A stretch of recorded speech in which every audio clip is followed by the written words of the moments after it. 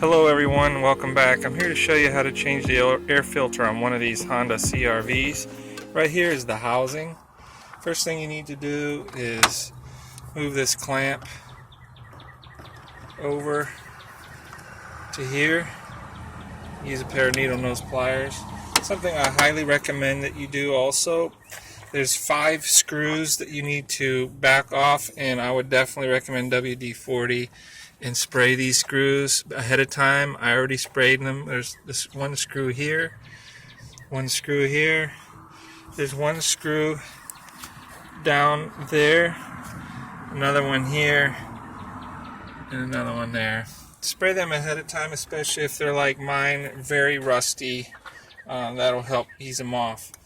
Once you have that set for a few minutes and move that clamp, I would recommend using an 8mm socket, or you could also use a 5/16 socket. I have it on this extension, and we're going to back those off.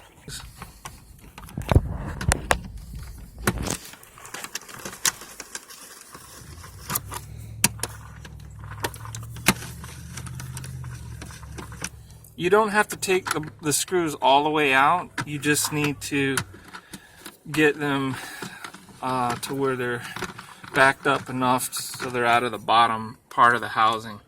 Once you do that, you should be able to lift the whole housing up. This right here will hit, so you got to kind of move it back.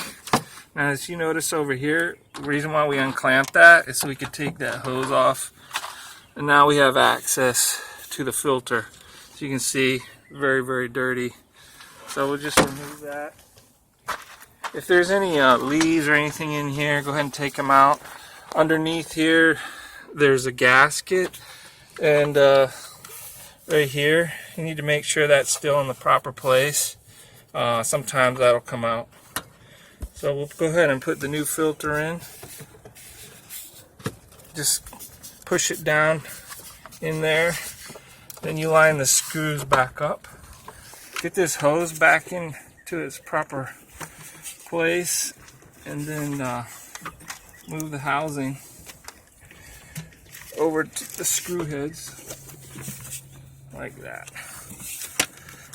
Once the screws are all lined up, then you just put the screws back in with the socket, and then remember to put the clamp back. But that's it. It shouldn't take you more than 5-10 minutes to do.